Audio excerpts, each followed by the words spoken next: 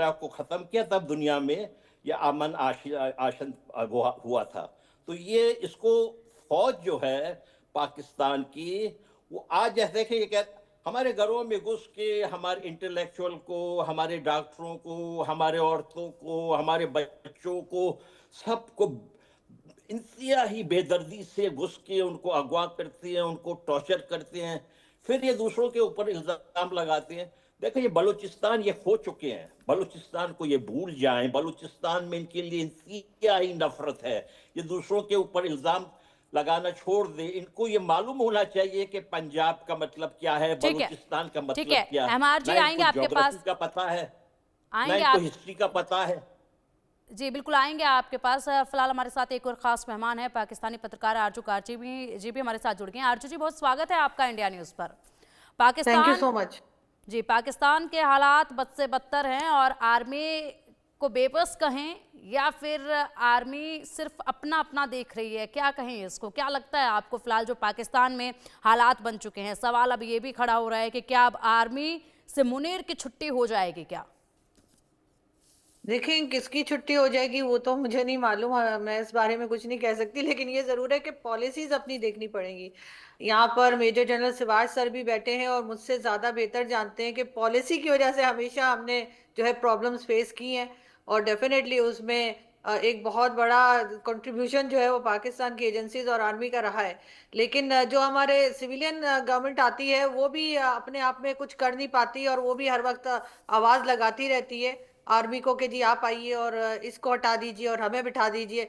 तो यहाँ पर तो इसी तरीके से गवर्नमेंट आ रही है और जा रही है, और अगर ऐसा ना हुआ होता और इन्होंने कोई सही पॉलिसी बनाई होती सिक्योरिटी को लेकर, तो डेफिनेटली 2014 में जो आर्मी पब्लिक स्कूल का अटैक था, उसके बाद ये इतना बड़ा अटैक जो है बलूचिस्तान में हुआ है, वो हमें ना देखना पड़ता। लेकिन आज भी क्या ये पॉलिसीज बनाने में सीरियस हैं? क्या ये वाकई में पॉलिसीज ठीक बना रहे हैं? इस तरफ जो है वो हमें अभी तक कोई खास इशारा नहीं मिला है। लग यही रहा है कि सिर्फ ऑपरेशन लॉन्च किए जा रहे हैं, तो ऑपरेशन तो पहले भी किए गए। तो या तो ये बता दें कि पहले ऑपरेशन जो थे तमाम के तमाम नाकाम हो गए हैं और अब नया ऑपरेशन करने की जरूरत है, और अगर पहले नाकाम नहीं हुए तो बार बार पाकिस्तान ये सब कुछ फेस क्यों कर रहा है? तो डेफिनेटली पॉलिसी मेकर्स जो हैं इस वक्त उनको सोचने की जरूरत है कि पूरी दुनिया में पाकिस्तान के ऊपर जो लोग हंस रहे हैं उसमें सबसे ज्यादा हिस्सा इन्हीं लोगों का है। बिल्कुल आरजू जी, आप बने रहिएगा हमारे साथ, क्योंकि और महत्वपूर्ण जानकारी है वो एक बार साझा करेंगे, उसके बाद चर्चा लगातार जारी रहेगी। पाकिस्तान आर्मी की हार और डर की एक बड़ी वजह क्या है? बड़ी वजह यह है कि यहाँ के आर्मी को देश से ज्यादा अपनी चिंता है। पाकिस्तान और भारत 1947 में एक साथ आजाद हुए थे, लेकिन पाकिस्तान को 32 साल फौजी हुकूमत यानी मार्शल लॉ रहा। इससे सेना लगातार ताकतवर होती गई। सैन्य अधिकारियों के पास काफी जमीन और पैसा है। पाकिस्तान में पैसा कमाने और जमीन पाने के लिए फौज का सबसे मुफीद माना जाता है। पाकिस्तान की सरकार ने खुद संसद में बताया कि सेना देश में करीब 50 कंपनियों को चला रही है। पाकिस्तान की सेना दुनिया की एकमात्र मिलिट्री है जिसका बिजनेस देश के भीतर और विदेशों में भी फैला है। पाकिस्तानी सेना ने इसके लिए 5 ट्रस्ट बना रखे हैं। इनमें आर्मी वेलफेयर ट्रस्ट, फौजी फाउंडेशन, शाहीन फाउंडेशन, बहरिया फाउंडेशन और डिफेंस हाउसिंग अथॉरिटीज शामिल हैं। पाकिस्तानी सेना देश का सबसे बड़ा बिजनेस हाउस है। वो पेट्रोल पंप से लेकर industrial park, bank, bakery, school, university, insurance, fertiliser, hosiery company, dairy farm और सीमेंट प्लांट तक चलाती है। बिजनेस से होने वाले फायदे को रिटायर्ड फौजियों में बांटा जाता है। संसद में दी गई जानकारी के मुताबिक पाकिस्तानी सेना 1.5 लाख करोड़ रुपए से ज्यादा का कारोबार करती है, जबकि पाकिस्तान की सबसे बड़ी company oil and gas development company limited का मार्केट कैप 1.3 अरब डॉलर है। अब सोचिएगा जरा, इतना बड़ा कारोबार, इतना बड़ा बिजनेस जो है, उसमें आर्मी पूरी तरीके से अगर इन्वॉल्व रहेगी तो ऐसे में किस तरीके से देश की रक्षा जो है वो की जाएगी, किस तरीके से बीएलए और टीटीपी का सामना जो है वो किया जाएगा। आरजू जी, जिस तरीके से ये जानकारी महत्वपूर्ण साझा की है, पाकिस्तान की आर्मी पूरी तरीके से बिजनेस में शामिल रही है।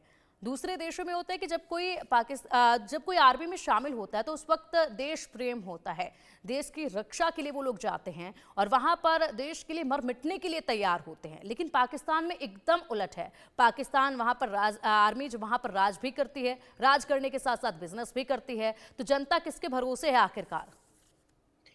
देखिए, यहाँ पर मैं ये ज़रूर क्लियर करना चाहूँगी कि जो आम सिपाही है, जो आम फ़ौजी हमारा होता है, जो फ़ौज में जाता है, वो कोई करप्शन नहीं कर रहा, वो कोई बिज़नेस नहीं कर रहा। ये जो ऊपर के लेवल के हमारे जनरल्स वग़ैरह हैं, ये सारे काम ये लोग करते हैं। हम्म। और नाम जो है वो पूरी आर्मी का आ जाता है। जो बॉर्डर पे खड़े अपनी जान दे रहे हैं, डेफ़िनिटली वो कोई बिज़नेस नहीं कर रहे। लेकिन अफ़सोस की बात ये है कि जो उनके ऊपर उनके बॉसेस बैठे हुए हैं, बिज़नेस तो असल में वो कर रहे हैं। उनकी हम्म। ये सब कुछ उनकी वज़ह से सारी प्रॉब्लम्स और तमाम जगह पे नाम ख़राब जो हो रहा है, वो उनकी वज़ह से। इसलिए मैं समझती हूँ कि पूरी आर्मी को कहना जो है वो सही नहीं होगा। और उसमें जो ऊपर लेवल के आपने देखा है कि चाहे वो किसी भी जगह पर हो, अभी तो एक दो को इन्होंने अरेस्ट भी किया है जो हम्म। कि आईएसआई चीफ रह चुके हैं। लेकिन बहरहाल बाकी लोग कहाँ हैं? आसिम सलीम बाजवा कहाँ हैं जो सी पैक के इन्होंने लगाया था, जो सी पैक को हैंडल कर रहे थे। और उसके बाद आपको मालूम है कि कितना बड़ा करप्शन का इल्जाम उनके ऊपर था। और हम्म। ऐसे ही कई लोग हैं जिनको क्या अब तो इंटरनेट का ज़माना है, कोई छुपाया तो जा नहीं सकता कि हम हम्म। कहें कि नहीं जी सब बड़े ईमानदार हैं, सब बड़े अच्छे से काम कर रहे हैं। सबके नाम भी हैं और सबके जो खाते हैं वो भी इंटरनेट पर अवेलेबल हैं। लेकिन हम्म। उसके साथ-साथ बात सारी ये है कि जो सिविलियंस हैं उनको तो चले सज़ा भी हो जाती है, कभी-कभार पकड़े भी जाते हैं, जेल भी हम्म। जाते हैं, फांसी भी हो जाती है। लेकिन बाकी लोगों को ज़ाहिर है कि किसी के अंदर इतनी पावर नहीं है कि उनको रोक सके। और हम्म। उनकी वजह से जो आम सिपाही जो बेचारा फ़ौज में जाता है और देश की रक्षा के लिए या हिफाज़त के लिए, उसका भी नाम ख़राब हो रहा है। और हम्म। अनफॉर्च्युनेटली उसके लिए अभी हमारे पास कोई ऐसा दिखाई नहीं दे रहा जो इस चीज़ को सही कर पाए। ये बड़े अफसोस की बात है जिस तरीके से आरजू जी कह रहे हैं कि कोई भी दिखाई नहीं दे रहा है जो कि इन चीज़ों को ठीक कर पाए, दुरुस्त कर पाए और उसके बाद हालात जो है वो बदले जाए। जिस तरीके से जानकारी आरजू जी आप भी दे रहे थे, 25 सेवानिवृत्त अधिकारियों की स्विस बैंक पे खाते हैं, खातों में करीब 80,000 करोड़ की अघोषित संपत्ति। पूर्व आईएसआई प्रमुख अख्तर अब्दुल रहमान खान का भी खाता इसी में था, जिस तरीके से जानकारी आप भी दे रहे थे। सिवाज सर, आरजू जी को आपने सुना, बखूबी उन्होंने भी हालात जो है बयां कर दिए हैं और कह रहे हैं कि कोई भी नजर नहीं आता है जो कि हालात में तब्दीली कुछ लेकर आ पाए।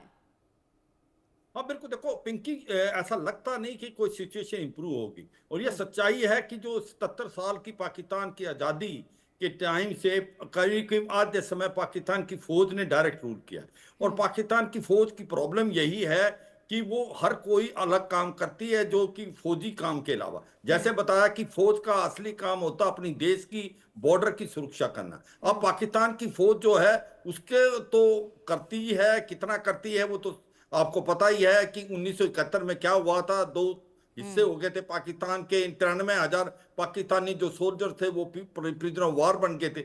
मगर जिस प्रकार से बिजनेस के अंदर इन्वॉल्व है पाकिस्तान की फौज, जैसे फौजी फाउंडेशन और बाकी ऐसी हैं जो कि $117 बिलियन का बिजनेस चलाते हैं, हम्म। कोलगेट से लेके आपका सीमेंट और बैंक से लेके रियल एस्टेट। और दुख की बात है ये टैक्स के दायरे में नहीं आते। जब आईएमएफ लोन देना चाहता था तो पाकिस्तान को अगवा किया था कि जो पाकिस्तान की फौज के बिजनेस हाउसेज हैं उनको भी आप टैक्स के दायरे में लाएं। मगर हम्म। पाकिस्तान की जो गवर्नमेंट है उसकी हिम्मत नहीं है। जब हम्म। बार बार ये क्वेश्चन आ रहा है कि असीम मनूर के चेंज कर दिया जाएगा, क्या किसी की हिम्मत है कि चीफ को वहां पर चेंज किया जाए? क्योंकि हम्म। आप अगर पुरानी हिस्ट्री देखें पाकिस्तान की, तो हम्म। पाकिस्तान की आर्मी ही समझ लाती है कि किसको वो उन्होंने प्राइम मिनिस्टर बनाना है। आप हम्म। देखें पिछली से पिछली बार उन्होंने इमरान खान की तरफ झुकाव था तो इमरान खान को लेके आए। सभी कहते थे Imran Khan is not elected prime minister, he is selected prime minister. और इस बार उनका झुकाव नवाज शरीफ की तरफ था,